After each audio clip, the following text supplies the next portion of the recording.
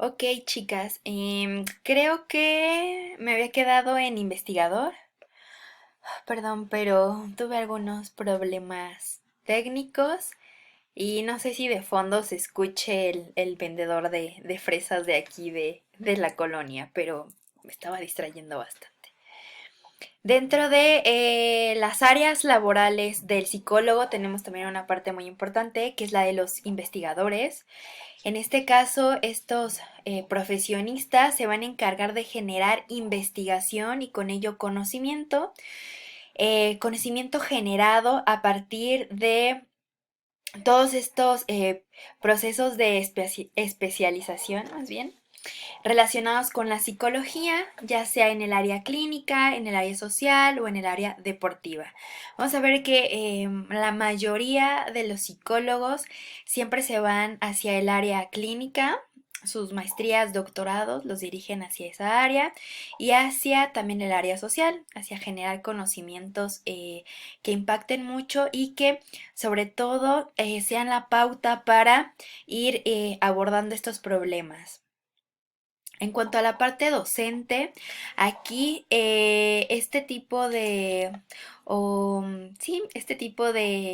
psicólogos van a ejercer como docentes a través de varios contextos.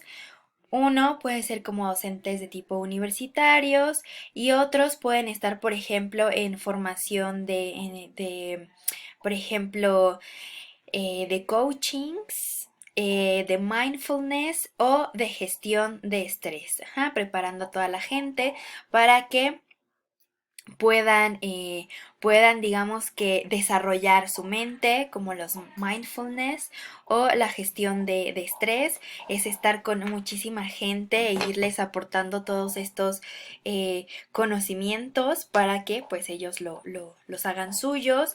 También pues como docentes en investigación, llevando de la mano a los futuros investigadores.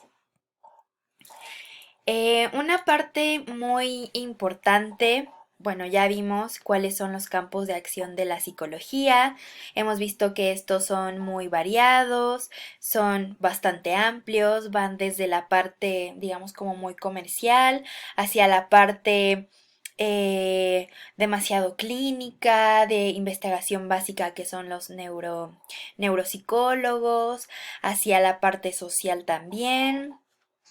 Y les digo que el objetivo de la gran, pues de este campo de acción tan variado va a ser siempre el ser humano, cómo es que se adquieren conocimientos del mundo que lo rodea, cómo aprende, cómo memoriza, cómo piensa, cómo es que actúa en diferentes momentos, ya sea en etapas de su vida o en momentos como muy específicos.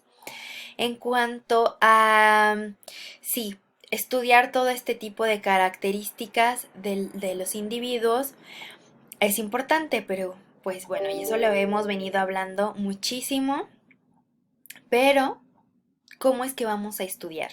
¿Cómo es que vamos a saber cómo, cuándo el ser humano adquiere este conocimiento, lo aprende, lo memoriza, lo internaliza, cómo es que lo piensa y cómo es que actúa durante estos momentos o durante sus etapas de la vida? Pues bueno, esto va a estar dado mediante métodos y técnicas las más utilizadas en psicología. Esto les digo sobre todo para el diagnóstico, sobre todo, o también para ir conociendo más a fondo a los pacientes. Así como nosotros tenemos nuestras propias herramientas, nuestros propios instrumentos, la psicología también tiene los suyos. Pero bueno, vámonos a ir de una manera más general. No vamos a irnos a una manera más específica de instrumentos, sino cómo es que se van a abordar eh, estos ligeros trastornos mentales o aquellos que son más agudos. Ajá, vamos a observar el primero. Eh, Uno de ellos va a ser el método de observación natural. En este método los psicólogos van a escoger el método de estudio en los cuales quieren describir un fenómeno tal y como está ocurriendo. En este caso, por ejemplo, puede ser a través de encuestas, de estudios de caso o de una observación sistemática, una observación constante, a lo mejor tener en grupos establecidos, donde se lance una pregunta, donde se lance una situación y se pretende conocer cómo es que piensan o cómo es que actuarían estos individuos durante esta situación. Puede ser también un primer acercamiento a una cuestión que puede ser abordada de una manera más minuciosa a través, por ejemplo, de algún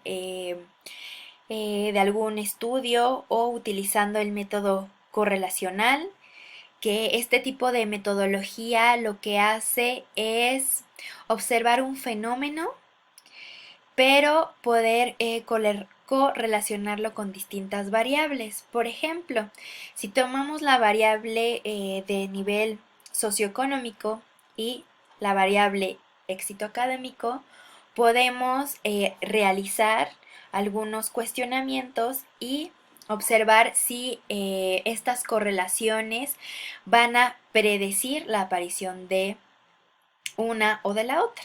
¿Por qué? Porque, por ejemplo, si tenemos éxito académico, podemos correlacionarlo con un buen empleo y así poder clasificar a lo mejor ese desempeño en algún nivel socioeconómico. O pues una muy fácil en nutrición. Si existe una buena alimentación, si existen buenos hábitos de actividad física, pues voy a tener una buena calidad de vida. O las enfermedades que voy a padecer no van a ser del tipo crónico-degenerativas.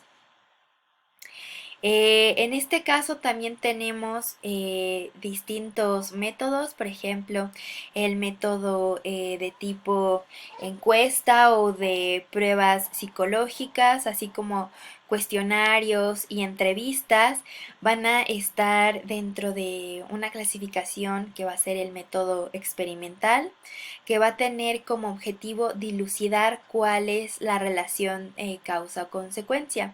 En este caso, muchos de ellos son los llamados estudios de laboratorio y aquí que se pretende observar la relación causal entre, por ejemplo, eh, la administración de un fármaco y la desaparición de síntomas. En este caso, pues lo que se hace es obviamente tener esa parte experimental de brindar, medir y posteriormente bueno, vamos a medir qué tanto impacto con aquellas pruebas psicológicas y, por ejemplo, revisar los signos, los síntomas, cómo es que se va desarrollando esta enfermedad a través de cuestionarios y entrevistas. Ajá, cómo ha sido esa experiencia al ir tomando, por ejemplo, este fármaco. Vamos a ver que también tenemos aquellos que son modelos informáticos, que en este caso en específico serían la encuesta, el cuestionario y la entrevista, donde se pretende estudiar el pensamiento. Aquí a través de todos estos resultados se puede establecer una teoría. Por ejemplo, existe uno muy utilizado que es la semántica, que en este caso es ir construyendo o redes de información sobre alguna teoría, eh, eh, sobre algún objeto en específico, haciendo un reconocimiento de palabras. En cuanto al método clínico o estudio de caso, pues aquí lo que se hace es observar, observar a un paciente desde cómo es que se ha ido diagnosticando, cuáles han sido las herramientas que nos han permitido realizar el diagnóstico, hasta cómo es que se ha establecido el tratamiento y el desarrollo del tratamiento. Muchas veces nosotros como nutriólogos, en donde incidimos muchísimo o el tipo de metodología en donde podemos trabajar de una manera interdisciplinaria es en el método clínico o en el estudio de caso. Recuerdo muy bien una de mis compañeras en el posgrado. Ella psicóloga, estaba en el área de neurociencias y querían medir el impacto de los edulcorantes con otros grupos, que en este caso aquellos grupos que estaban con esplenda, stevia, aquellos grupos que estaban con azúcar natural y aquellos grupos que no se les administró absolutamente nada de azúcar en la dieta.